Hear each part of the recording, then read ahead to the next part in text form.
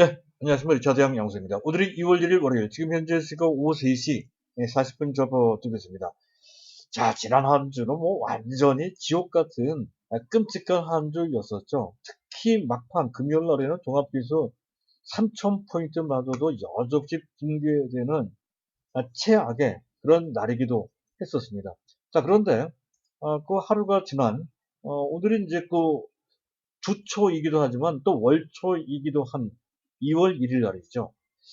자, 하루 만입니다. 거래일수록 하루 만에 그런 분위기에서 벗어나는 듯한 그런 모습. 비교적 탄력적으로 상승을 해줬습니다.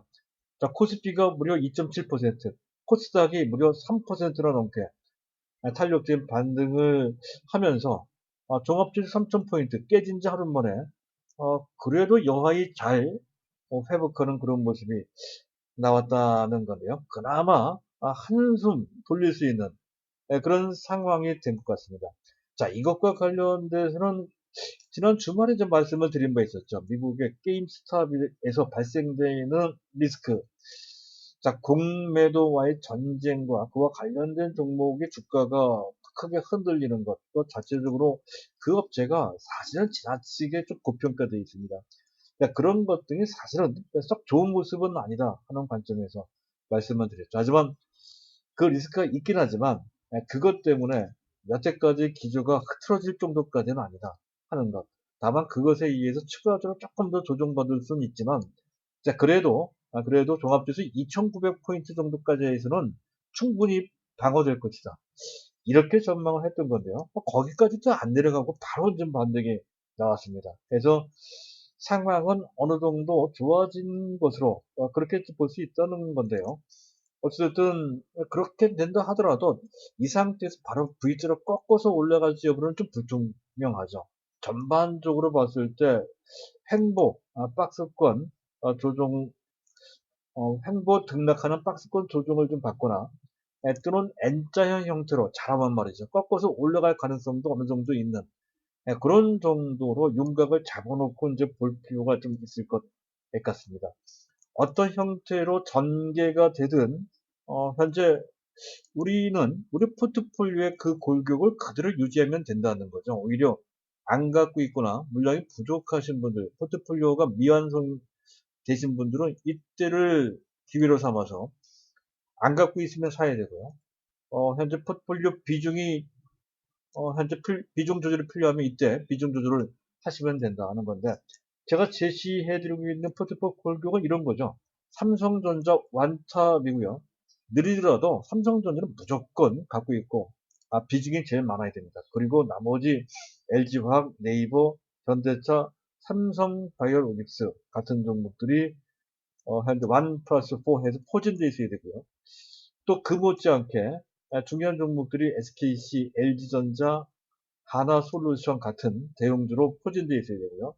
그리고 중소형주로서 픽스한 종목이 MC넥스, 테스나, 동진세미킴인데 중소형주는 완전한 픽스는 아니죠. 상황에 따라 다른 종목과 대체하거나 할 수가 있습니다. 그러니까 물량 조절도 가능하고 말이죠. 그런 정도로 융통성을 갖고 볼 수 있는 대상이 이제 스몰캡 그런 종목들인데 그래도 MC넥스, 테스나 이런 종목, 동지세미킴 같은 종목들은 가져가야 될 것 같습니다. 어느 정도 말이죠. 비중 조절을 좀 한다 하더라도 일단 그런 정도로 현재 지금 포맷을 맞춰 드리고 있는 상태인데요. 자, 그것을 바탕으로 해서 좀 오늘 제가 말씀드리고 싶은 내용은 일단 시장 상황과 관련돼서 이슈를 점검해 보면서 현재 우리가 당면하고 있는 상황을 점검을 조목조목 좀 해볼 필요가 있습니다. 두 번째, 그리고 지난 1월달 스급을 보면 매우 의미가 아주 깊은 수급상 역사적인 특징이 있다는 거죠. 이걸 아셔야 될 것 같아요. 그래서 그걸 이제 제가 말씀드릴 거고요. 자, 그리고 지난 주말에 SK 하이닉스 실적 설명회가 있었는데요. 이것과 관련돼서도 현재 특이할 만한 내용이 좀 있다는 것이죠. 이 내용을 조금 알아두실 필요가 있을 것 같고요. 자, 네 번째, 가장 중요하겠습니다. 삼성전자 M&A. 자, 이것과 관련돼서 여러 번 걸쳐서 이제 말씀을 드린 바 있었는데요.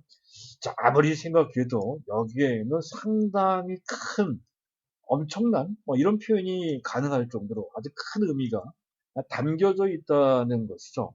그 M&A를 통해서 삼성전자가 거듭날 수 있는 기회가 주어질 것 같은데 이게 생각보다 빠른 시점 내에서 현재 그게 가능할 것 같습니다. 그렇게 되면 삼성전자 3년 내 목표 주가를 제가 20만 원 말씀드렸는데 조기에 20만 원까지 바로 올라갈 수 있는 기회가 될 것 같습니다. 빠르면 내년에 될 것 같다 하는 말씀을 드릴 수가 있겠습니다. 자, 그런 내용이 준비가 되는데요. 자, 일단 순서에 맞춰서 말씀드리기 전에 안내 말씀 먼저 드릴까 합니다. 제가 드리고 있는 내용과 관련해서 그런 어떤 다른 문의사항이 있을 때에는 보고 계신 화면 우상단에 문의사항 연락처 010-2420-0553이 나가고 있죠. 이쪽으로 연락을 주시면 되겠습니다. 자, 안내 말씀은 그런 정도로 마치도록 하고요. 일단 이슈부터 점검을 해보도록 하죠. 자, 미국의 게임스탑이라는 업체가 급등락을 하고 있다는 것, 그 자체가 불안 요소입니다. 그래서 나스닥 다우가 모두 2% 넘게 급락을 했죠. 여전히 그 부담은 약간이라도 남아있는 상태입니다. 그래서 그것과 관련돼서 일부 헤지 펀드들이 대규모 손실을 입었다고는 하는데요. 하지만 상당수의 헤지 펀드, 공매도 세력들이죠. 자, 그들이 여전히 상당한 숏 포지션을 취하고 있다는 거죠. 왜냐하면 너무 그 종목이 고평가되어 있기 때문에 그렇습니다. 2년 연속 적자인데도 불구하고 현재 그 락다운 효과 때문에 실적이 이제 좋아질 것이다라고 하는 다소 좀 막연하고요. 어떤 측면에서 봤을 때 또 황당한 측면도 있습니다. 자, 그러한 막연한 기대감 때문에 주가가 금년 들어서 17배, 금년 저점 대비로는 20배입니다. 20배. 주가가 초급등을 했다는 거죠. 그러니 공매도 세력들이 거기에 그것을 타겟으로 할 수밖에 없다는 건데 어떤 측면에서 봤을 때 충분히 일리 있는 측면도 분명히 있습니다. 어쨌든 그런 식으로 공매도 세력과 일반 개인들이 붙어서 이렇게 공방을 치르는 그 자체가 썩 좋은 모습은 아니라는 것이죠. 그리고 또 한 가지, 그 인터넷 커뮤니티 사이트에서 레딧이라고 합니다. 레딧. 거기에서 차기 공매도 공방, 공매도 세력과 싸워야 될 대상으로 현재 타깃으로 삼은 종목이 하필이면 우리나라 셀트리온입니다. 그래서 오늘 셀트리온이 급등을 했고요. 셀트리온이 다음 타깃이 됐다는 것 때문에 우리 증시 뭐 셀트리온 뭐 움직인 것이 아니라 우리나라 제반 바이오주들이 꽤 많이 올라갔다는 건데, 자, 추세적으로 펀더멘털로 그 시세를 봐서는 안 된다는 것이죠. 단기적으로만 보시면 될 것 같습니다. 그리고 삼성전자는 공매도 대상이긴 해도 그런 거에 신경 쓸 그런 업체가 전혀 아니죠. 여태까지 삼성전자가 공매도 때문에 골치가 아프다라고 그렇게 불평을 한 적은 단 한 번도 없었습니다. 장기적으로 펀더멘털로 다 입증하면 되는 거니까 공매도에 신경 쓸 필요가 없다는 당당한 그런 자세라는 것이죠. 그런 관점에서 우리는 뭐 신경 쓰지 말고 단기적으로 약간 우리가 그들 공매도와 관련돼서 해당되는 종목들의 주가가 어떻게 움직일지 봐야 되고요. 또 삼성전자는 단기적으로 굳이 본다 했을 때에는 오히려 공매도 때문에 지수가 왜곡되고 그 바람에 외국인은 매도 대상이 됐다는 측면에서 봤을 때 다소 피해를 본 측면이 좀 있습니다. 그런 점에서 오히려 삼성전자는 공매도가 재개되는 게 훨씬 더 유리하다는 그런 관점으로 보시면 될 것 같습니다. 일단 거기까지만 말씀드리고요. 자, 두 번째, 지난 1월 달에 우리나라 수출이 괜찮았어요. 토탈로 봤을 때 작년 동기 대비 11.4%, 조업일수를 감안한 일평균으로 봤을 때 6.4% 들어왔다는 것이고 3개월 연속 증가고요. 수출 단가가 좋아졌어요. 아마도 요거는 원화 환율이 올라간 것과 약간 좀 관련된 측면도 있고 또 고부가 사업 부분이 좋아졌다 하는 측면도 좀 있습니다. 어쨌든 좋아요. 나쁘지 않습니다. 자, 그리고 각 부분을 보면 자동차가 40.2%, 무선 전자기기, 요거는 핸드폰 쪽입니다. 핸드폰 58%, 엄청 좋아졌는데, 핸드폰. 그러면 MCX 괜찮을 것 같네요. 그 디스플레이, 그리고 선박 호조, 선박이 좋았다는 건데, 선박까지 우리는 할 필요 없습니다. 자, 그렇고, 디스플레이도 장기 투자 대상은 아닙니다.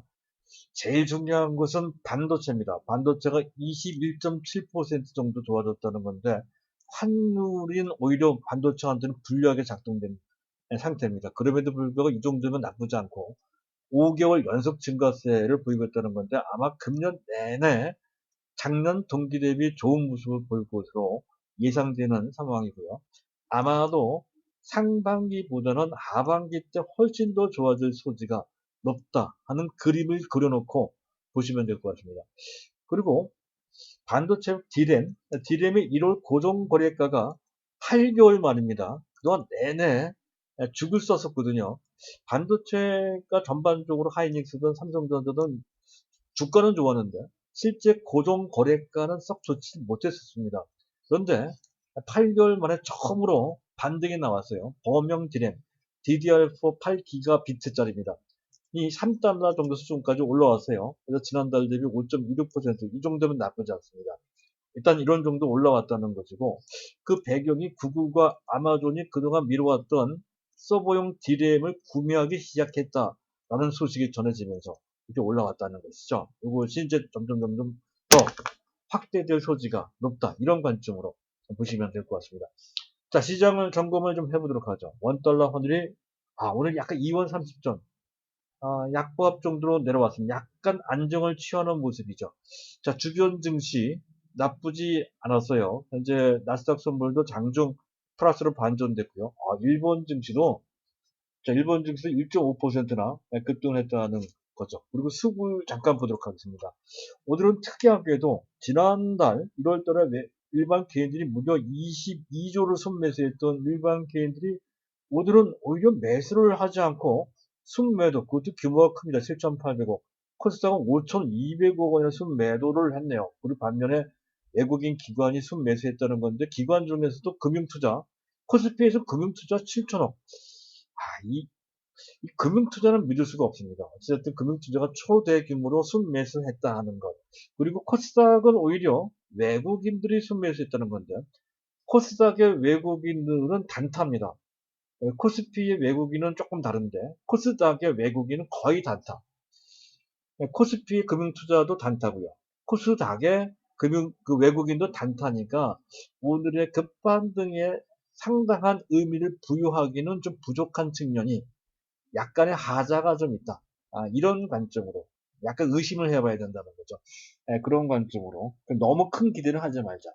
의미가 없는 것은 아니지만 너무 큰 기대는 하지 말자 하는 관점으로 보시면 될 것 같고요. 자, 그리고 베이시스는 계속 장 막판에 조금 올라와서 그런데 장중 내내 마이너스 0.5 정도에 있었습니다. 역베이시스가 계속 유지되고 있다 하는 것. 여전히 공매도 문제 때문에 현물지수, 선물이 아닌 현물지수가 상대적으로 고평가되어 있는 그런 상황을 맞이해서 그와 관련된 프로그램 매도가 계속 나온다는 거죠. 오늘도 나왔죠. 오늘도 비차익적입니다. 3,890억 원이나 외국인들이 현재 현물을 매수했음에도 불구하고 현재 이 지수 왜곡 현상과 관련되어 있는 프로그램 매도가 쏟아져 나왔다 하는 거죠. 거기 주 대상이 삼성전자입니다.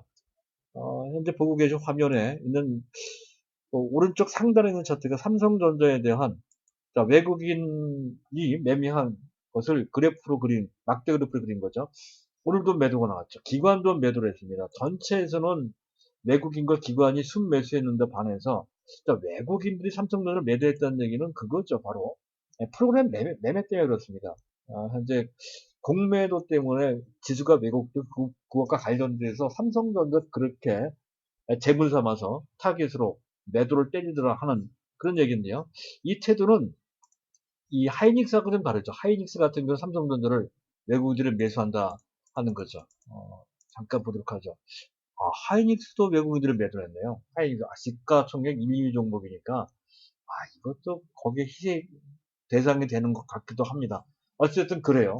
자, 그래서 그런 점, 현재 선물 공매도와 관련돼서, 선물이 아니라 공매도와 관련돼서 이러한 반응이 나오겠다는 정도로만 우리가 알고 있으면 될 것 같습니다. 일단 넘어가도록 하죠.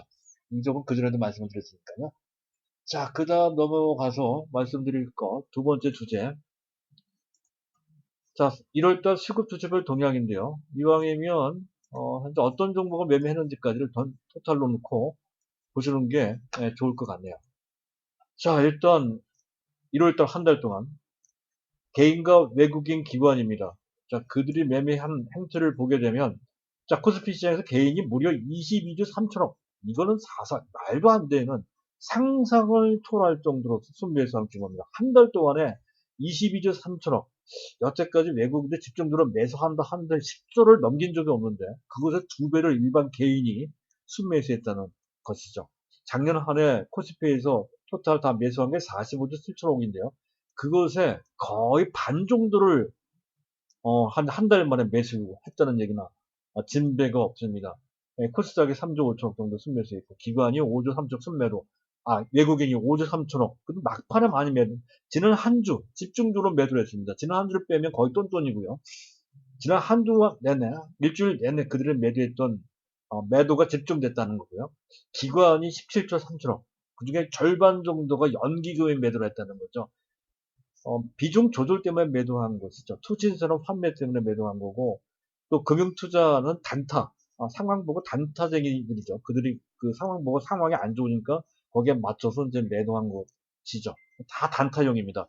그래서 구조적인 문제는 없었다라고 이제 하는 것을 설명드린 바 있었고요. 제일 중요한 것은 일반 개인들이 집중적으로 매수했다는 건데, 이것은 그레이트 머니 무브, 즉 자금의 대이동, 또 그 이전에 더 큰 변화는 한 가게, 한 가정의 그 뭡니까, 그 자산 구도가 바뀌고 있다는 것과 깊은 관련이 있다라는 것, 대세적인 변화, 구조적인 변화라고 드렸습니다. 자, 그리고 주체별 매매 최대 매수 종목을 보면 개인들이 가장 많이 매수한 종목은 삼성전자 본주, 보통주입니다. 10조, 천억 정도 순매수했고, 우선주 1조 9천. 특히 본주를 많이 매수했어요. 그래서 우선주, 본주를 합치면 약 11조 원, 12조 원 정도가 되는데, 12조 정도면 전체 2분의 1이 넘어가네요. 2분의 1. 약 한 53, 4% 정도 되는 것 같습니다.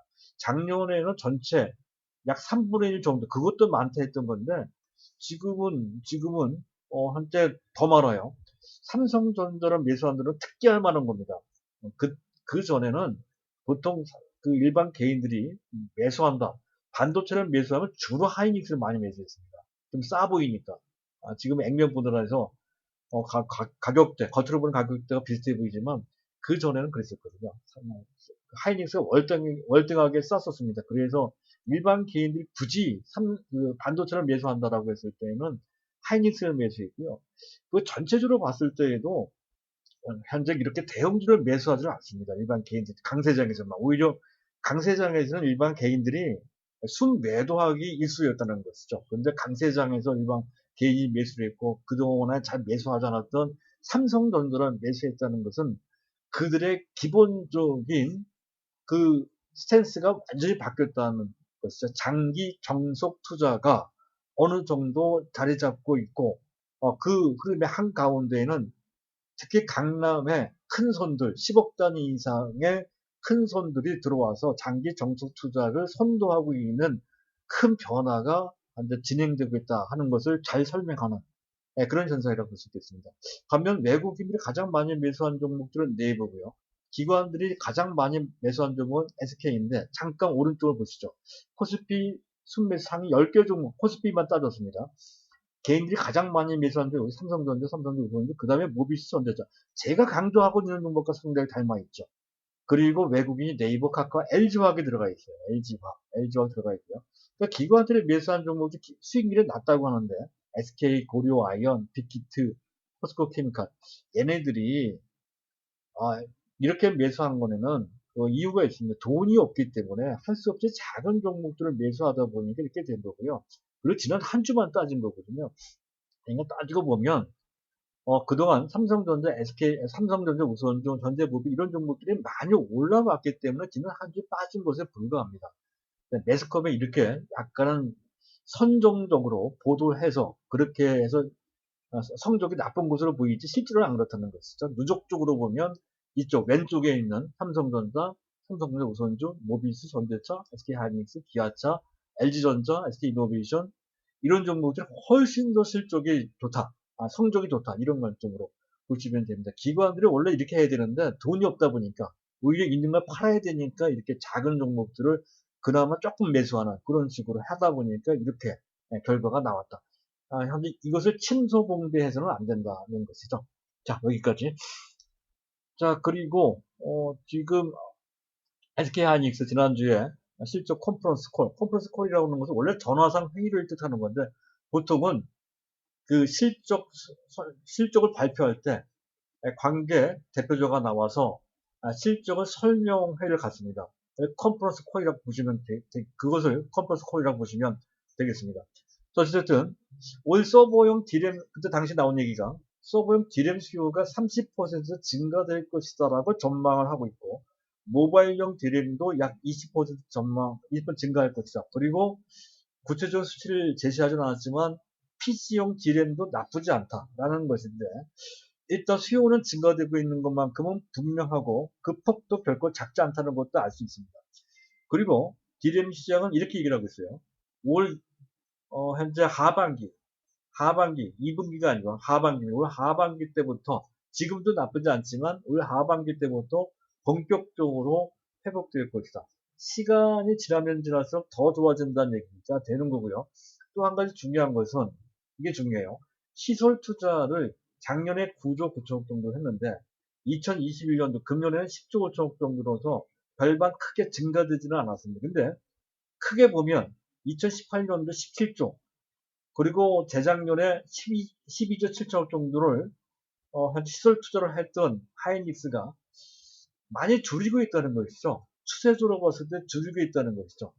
그 점에서 이 점이 분명합니다.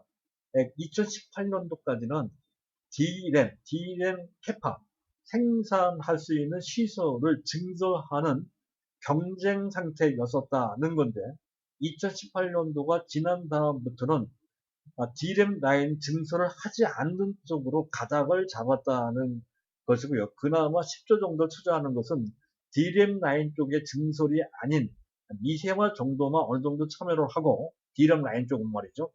그리고 나머지는 그 남는 여력은 낸드나 파운드리 쪽에 집중하고 있다 하는 것. 이게 중요합니다. 이게 낸드나 파운드리가 중요하다는 게 아니고요. D램 라인에 D램 라인을 추가하지 않고 있다 하는 것. 어느 정도 공급 조절을 하고 있다는 것을 알 수 있다는 것을 이 점은 삼성전자도 마찬가지고 전체적으로 보면 삼성전자가 어느 정도로 리드 내지 유도하고 있는 측면이 있고요. 조금 더 깊이 들어가서 보면 나름 그 3대 업체 마이크론 테크놀로지까지 포함한 이 3개 업체가 공급자 우위의 시장을 맞이해서 어느 정도는 공급을 컨트롤하고 있다 하는 측면도 있습니다. 이쪽에 보이지 않는 카르텔, 담합 행위를 하고 있는 것이다 하는 거죠. 합법적인 법인 내에서 담합에 어떤 경향이 좀 있다. 이런 판단이 들고 특히 디램 시장은 진입 장벽이 워낙 높기 때문에 변동하는 수요에 맞춰서 공급을 조절할 수 없는 매우 공급 비탄력적인 그런 장치 산업입니다. 그래서 수급 균형이 깨지게 되면 디램 가격이 급등락을 한다 제가 말씀드렸죠. 지금은 공급보다 수요가 훨씬 더 많은 상황으로 전개가 되고 있습니다. 아직까지는 균형이 깨지지 않고 있습니다만 균형이 기울게 되면 최근에 차량용 반도체 가격이 급등하듯이 디램 가격이 급등하는데 차량용 반도체 저리가를 할 정도로 엄청나게 급등하게 된다는 것이죠. 가장 대표적인 예가 2018년도고 그 당시에 삼성전자 영업이익이 반도체 부분에서만 44조 원이 나왔습니다. 그 당시에 하이닉스의 영업이익이 20조가 나왔고요. 그리고 작년 한 해 하이닉스가 그나마 좋아졌다라고 하는 그런 정도의 영업이익 규모가 불과 5조입니다. 4분의 1밖에 안 된다는 거죠. 4분의 1. 회복됐다 하는데도 불구하고 2018년도 그 당시 영업이익의 4분의 1밖에 안 나왔다는 얘기인데 그 얘기는 내년 정도가 되면 영업이익 규모가 지금의 2배 이상 될 소지가 상당히 높다. 이런 것을 충분히 기대해 볼 수 있고 예상해 볼 수 있다는 것이죠. 여기까지만 하죠. 그래서 실적의 가변성이 상당히 높은데 좋은 쪽으로 확대될, 빠른 속도로 증대될 소지가 높다는 관점으로 보시면 되겠고요. 자, 마지막으로 삼성전자 M&A인데 이것도 자주 이제 말씀을 드렸던 건데, 자, 지난 1월 28일 목요일 날인가요? 당시 실적 컨퍼런스 콜을 하면서 당시 CFO 재무 책임자입니다. 이게 사업기획 책임자가 아니고 재무 책임자가 얘기했다는 것에 의미가 있으면 어느 정도 윤곽이 잡혔다는 얘기죠.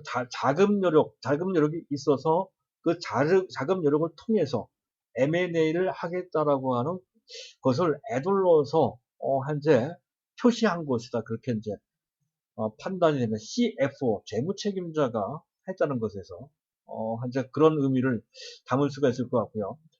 자, 그럼 키워드가 두 개죠. 3년 내라고 했고요. 그리고 많은 준비를 그 전부터 해왔다라고 했습니다. 이미 어느 정도는 윤곽이 잡혔다는 얘기로 그렇게 들린다는 거고요. 거기 인수 후보로 계속 매스컴에서 지금 그 거론이 되고 있죠. 가장 대표적인 것이 세계적인 반도체, 차량용 반도체 1위 업체, 1위 업체가 왔다 갔다 합니다. 작년도에는 인피니언, 독일계 업체였었고요. 그 전에는 NXP, 네덜란드 업체죠. 주로 이제 유럽에 있습니다. 그리고 텍사스 인스트루먼트, 여기는 차량용 반도체가 아니죠. 그건 미국 업체고요. 그 르네사스, 여기는 일본 업체입니다. 그리고 STM이, 이 업체는 그게 스위스 업체입니다. 자, 그리고 텍사스 인스트루먼트를 제외한 나머지 업체들은 다 차량용 반도체고요. 텍사스 인스트루먼트는 반도체 업체이긴 하지만 주로 아날로그 쪽 반도체입니다. 이쪽에 특히 비메모리 반도체의 제조 능력으로 따진다면 텍사스 인스트루먼트가 상당히 그 역량이 높다는 평가를 받고 있는 그런 업체입니다. 한때는 삼성전자와 경쟁을 했던 그런 업체들이죠. 자, 그런데 인수 후보로 물망에 올라와 있는 그 대상의 시총 규모가 작게는 20조 원 내지 많게는 170조 원 정도 됩니다. 현재 텍사스 인스트루먼트가 가장 큽니다. 170조 원 정도 된다는 건데, 텍사스 인스트루먼트까지를 포함시킬 수, 뭐, M&A 할 수 있을 만큼 삼성전자의 현금 동원력이 지금 준비된 현금성 자산만 116조 원 정도 된다는 것이고 필요하면 더 자금을 동원할 수가 있겠죠. 다 살 필요도 없으니까 충분히 텍사스 인스트루먼트까지도 M&A 대상이 된다는 건데 지금 가장 유력한 후보는 NXP 아니면 인피니언 정도 되는 것 같습니다. NXP 아니면 인피니언 정도가 되는 것 같고요. 근데 NXP가 되든 또는 그 인피니언이든 간에 여기에 두 개 중에 하나만 된다라고 했을 때는 상당히 의미가 있다는 것이죠. 일단 차량용 반도체 이 시장은 비메모리 반도체 시장에서도 가장 빠르고 가장 빠르게 성장하고 또 가장 크게 성장할 그런 시장이고요. 또 이 분야의 차량용 반도체는 특정한 어떠한 기능만 있는 것이 아니고 다양한 기능을 현재 어, 다양한 기능을 발휘할 수 있는 다양한 그런 비머리 반도체들이 질비하게 있다는 것이 다양한 섹터들이 있습니다. 그런 측면이 있다는 것을 현재 우리가 알아둘 필요가 있다는 것. 어쨌든 가장 빠르고 가장 큰 시장이 된다 하는 것이고요. 그리고 인수했을 때 지금 사실은 차량용 반도체는 중구난방 춘추 전국 시대입니다. 1등과 2등이 서로 현재 뒤바뀔 정도로까지 비슷비슷한 정도의 마켓이요.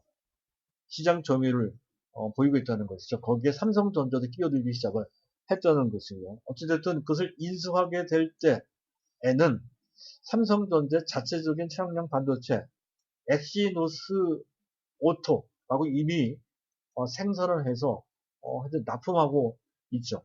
엑시노스 오토가 있거든요. 그것까지 합치게 되는 거니까 명실공히 현재 이쪽 시장 차량용 반도체 시장에서 1위 업체가 되는 것이고요. 아마 그렇게 되면 인수하자마자 마켓시어가 시장 점유율이 30%대가 될 수 있을 것 같습니다. 그렇게 되면 독보적인 1위가 된다는 것이 되죠. 그러면 점차 그 점유율을 늘리는 쪽으로 초격차 전략, 초격차 전략을 구사할 것이고요. 자, 그리고 또 한 가지 중요한 것은 인수하게 되는 경우는 삼성전자가 자체 생산할 수 있는 능력, 즉 파운드리를 할 수가 있기 때문에 설계와 생산을, 그것도 생산도 5나노급 이하로 갈 수 있는 전 세계 유일한 TSMC와 더불어서 UE죠, UE. 두 업체가 되는데, 어쨌든 설계와 생산을 동시에 수행할 수 있는 그 생태계를 구축하는 유일한 업체가 된다는 것이죠. 전 세계 삼성전자만 가능합니다. 그렇게 됐을 경우에. 자, 그리고 이 차량용 반도체는 4차 산업혁명의 선두주자가 됩니다. 따라서 삼성전자가 차량용 반도체 업체를 인수하게 되는 경우는 차량용 반도체, 비메모리 분야 1위 업체가 되면서 현재 4차 산업혁명의 선두주자, 애플이나 또는 구글이나 아마존이나 또 TSMC와 같은 반열에 올라간다 하는 관점으로 보시면 되는 것이고요. 그리고 하만을 인수한 지가 차량용 인포테인먼트에서 카 오디오 비디오 시스템과 관련되어 있는 업체가 이 하만이죠. 이 하만을 인수한 상태 하에서 사실 존재감이 그렇게 부각되지 않았었습니다. 하지만 지금 NXP를 인수하든 또는 인피니를 인수하든 이렇게 되면 하만과의 시너지 효과가 나온다는 것이죠. 아마 이것까지 포석을 두고 그때 하만을 인수하고 그 이후에 NXP나 그런 거 인수하려고 했다가 약간의 차질이 있어서 여태까지 미루어져 왔던 것으로 그렇게 추정이 되는데요. 어쨌든 좀 그렇고요. 뒤늦게나마 하만과의 시너지 효과를 극대화시킬 수 있는 어떤 기회가 주어질 것 같고요. 자, 그리고 중요한 것은 만약에 차량용 반도체 세계 1위 업체가 되는 경우에는 그동안 삼성전자의 가장 큰 아킬레스건, 가장 큰 고질병 같은 것이 D램에 대한 의존도가 너무 크다는 것에 있었었거든요. D램이 워낙에 실적 기복이 심한데 이 점은 제가 말씀을 드렸었죠. 그래서 항상 디스카운트 유인이 됐다 하는 건데요. 어쨌든 그 차량용 반도체 세계 1위 업체가 되는 동시에 디램에 대한 의존도가 완화되고 전반적인 사업 구조가 상당히 안정화된다는 것을 보고 실적 변동성도 상당히 축소가 되죠. 그렇게 되면 삼성전자의 디스카운트 유인이 현재 완화되거나 희석되거나 해소되거나 해서 멀티필이 아니라 멀티플입니다. 멀티플. 적용시키는 적정 PER. 그 멀티플이라고 하는데요. 현재까지는 최대 20배를 적용시키는 게 전부 다였습니다. 최고였습니다. 현재 20배 정도가 아니라 25배 내지 30배를 곱해야 된다는 거죠. 그래서 현재 삼성전자의 2020년도 작년 실적 기준 EPS는 대략 4,000원 약간 넘어가는 수준. 그 정도에서 곱하기 여태까지는 얼마입니까? 20배 정도 적용해서 8만원 정도 적정될 거라고 했던 건데 30배를 적용시키면 12만원 이상 나온다는 것이죠. 그리고 조만간에 EPS 만원이 오면 곱하기 30하면 30만원까지도 가능하다 하는 그런 얘기가 된다는 것이죠. 그리고 추세적으로 봤을 때 2년 전에 그때 당시 주창한 비전 2030 비메모리 각 부분에 세계 1등이 되겠다라고 하는 그들의 한 삼성전자의 원대한 그런 계획이 하나씩 둘씩 실현된다는 것인데 가장 중요한 차량용 반도체부터 1위가 된다. 이런 관점으로 볼 수 있는 그러한 상황이라는 것이죠. 그랬을 때 삼성전자는 M&A 성공과 동시에 그 상당한 의미를 내포하고 있기 때문에 그 동시에 바로 20만 원대까지 올라갈 소지가 상당히 높다. 한 단계, 두 단계 레벨 업 된다는 거. 주가가 레벨 업이 되고요. 그리고 그를 통해서 영업이익의 기반이 수익 기반이 더 넓혀짐에 따라서 아마도 영업이익 규모로 봤을 때 지금 현재 애플 수준인 현재 80조, 연간 80조의 영업이익을 낼 수 있는 뭐 3년 후가 되든 5년 후가 되든 그렇게 된다는 물론 그때 가면 애플의 실적이 더 좋아지겠지만 어쨌든 그런 정도로 실적이 올라가고요. 영업이익이 80조까지 올라가면 EPS는 만 원이 넘어갑니다. 대략 한 만 원 내지 최대 12,000원, 13,000원까지도 가능해 보이거든요. 곱하기 30 한번 해보십시오. 그러면 30만 원이 주가가 넘어간다는 얘기가 되죠. 그럴 가능성도 충분히 있는 그런 계기가 주어진다고 했을 때 가장 큰 역할을 할 대상은 바로 M&A 대상인 NXP가 되든 인피니언이 되든 그들 그들 업체가 된다는 거죠. 그래서 삼성전자는 이 상태에서 한 단계 레벨업 되기 위해서는 반드시 상당히 중요한 차량용 반도체 업체 NXP 내지 인피니언을 인수를 해야 된다 하는 것. 인수를 하게 되면 그 자체로 삼성전자는 한 단계, 두 단계 레벨업 되고 그 자체로 또 진화를 한다 하는 관점으로 볼 수 있다는 것이죠. 그런 관점에서 상당히 고무적입니다.